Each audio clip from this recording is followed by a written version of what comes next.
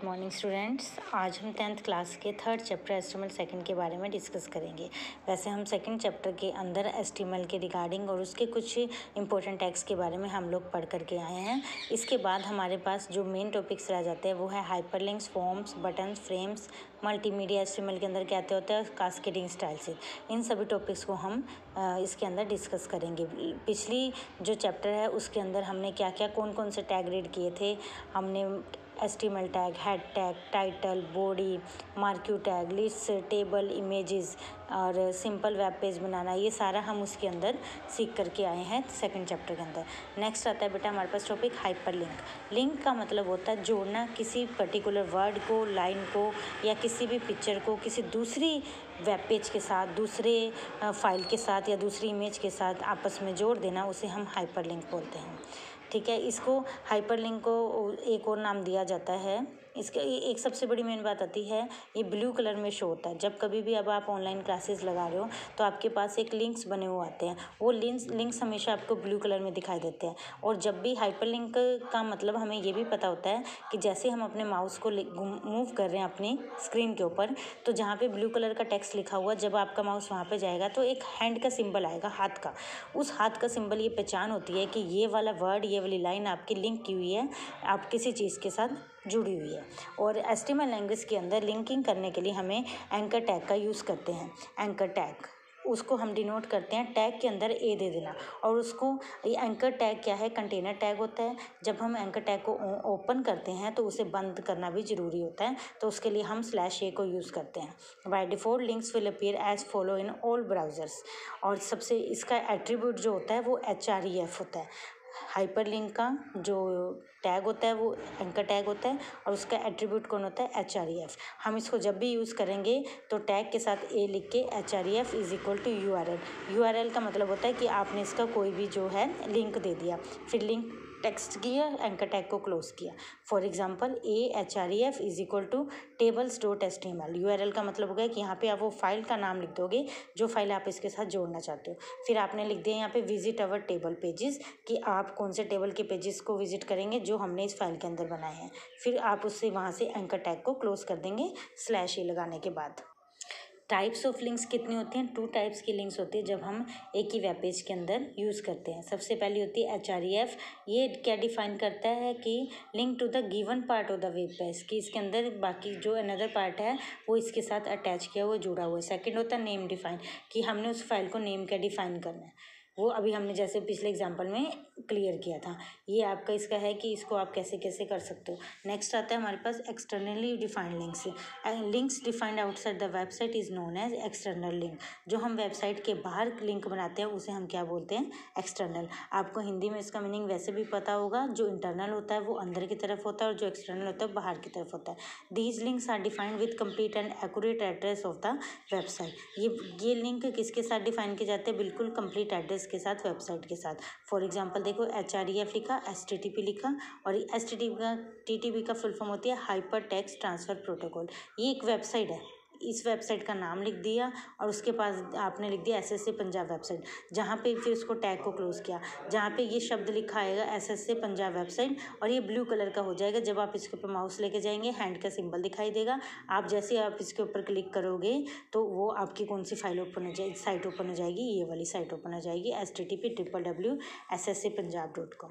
और linking image as a hyperlink, ये तो था किसी वेब पेज को जोड़ना, और अगर किसी पिक्चर को इसके साथ जोड़ना है तो भी हम जोड़ सकते हैं। कैसे, जैसे href लिखा, फिर बॉडी background.html क्या है, उस पिक्चर का नाम है, जो पिक्चर की फाइल का नाम है जो आपने इसके साथ जोड़ी है।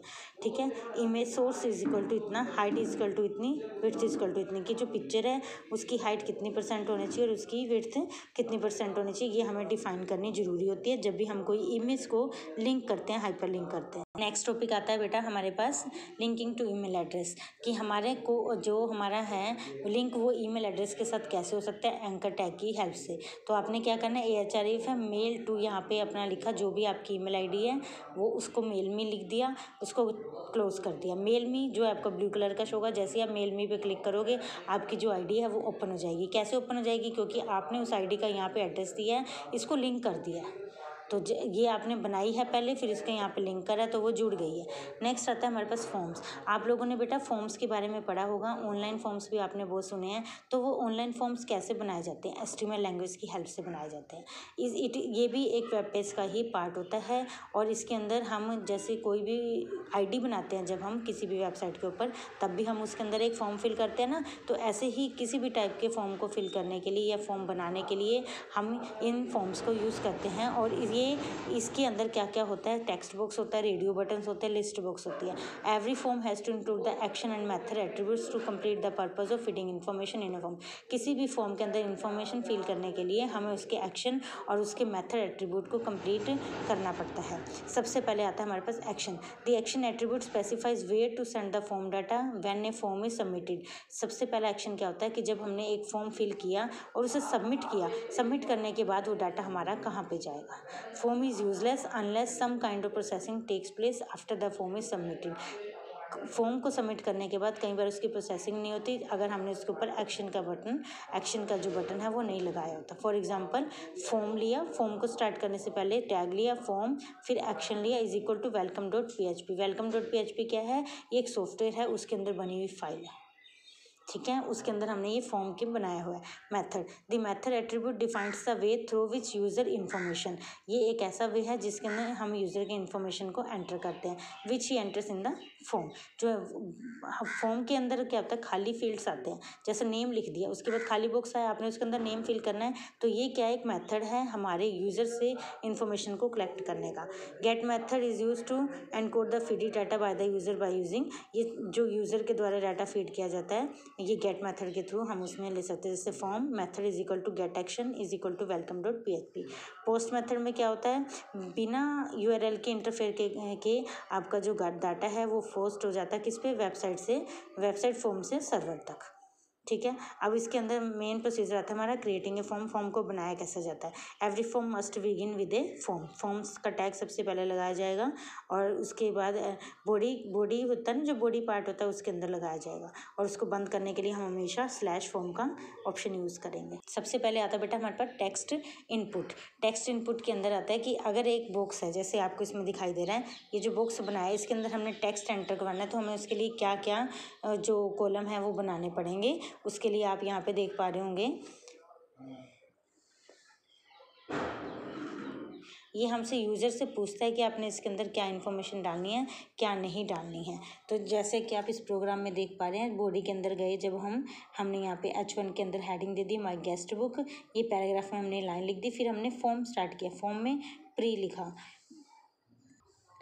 इसके अंदर देखो बेटा हमने प्री लिखा, व्हाट इज़ योर नेम, कि यहाँ पे जैसे इस फॉर्म में यहाँ बार लिखा आ जाएगा व्हाट इज़ योर नेम। उसके बाद ये जो बॉक्स बनाना है इसके लिए आपको लिखना है input type is equal to text, फिर नेम लिखना है is equal to full name, फिर साइज इज इक्वल टू 25 का, यानी कि 25 कैरेक्टर तक आप इसके अंदर लिख सकते हो, फिर इसे बंद करना है।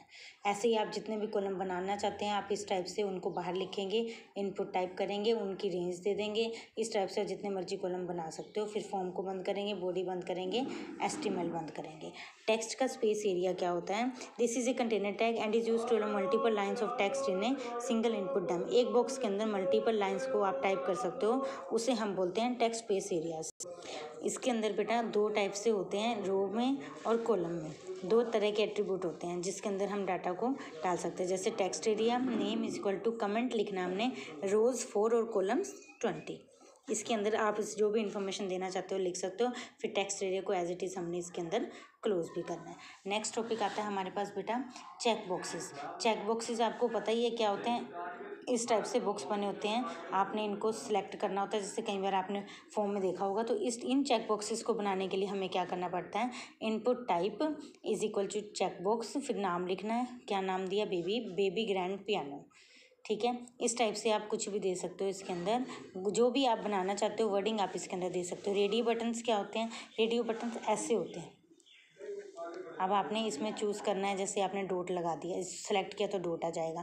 होता है ना जैसे किसी भी फॉर्म में लिखा आता है मेल फीमेल, तो मेल के आगे भी ऐसे राउंड बना होता है रेडियो बटन, और फीमेल के आगे भी, जिसको आपने चूज़ करना है उस पर चूज़ कर सकते हो। ठीक है। Are those button where only one choice can be selected at a time, एक ही टाइम में हम एक ही चॉइस को सिलेक्ट कर सकते हैं। तो इसको कैसे एक्सप्लेन करते हैं, input type is equal to radio, name is equal to card. हमें बटन का नाम बताना जरूरी होता है ना, इसलिए हमें चेक बॉक्स लेना है, ये रेडियो लेना है, ये हमें इसे बताना पड़ेगा। कार्ड दे दिया, वीज़ा दे दिया, इस टाइप से आप ही कोई भी जो है रेडियो बटन क्रिएट कर सकते हो। आज बेटा हम इन बटन्स के बारे में ही रीड करेंगे। आप अपनी बुक की हेल्प से और इस वीडियो की हेल्प से इन बटन्स को, इन टैग्स को समझने की कोशिश करना। नेक्स्ट टॉपिक हम नेक्स्ट क्लास में डिस्कस करेंगे। ओके बेटा, थैंक यू।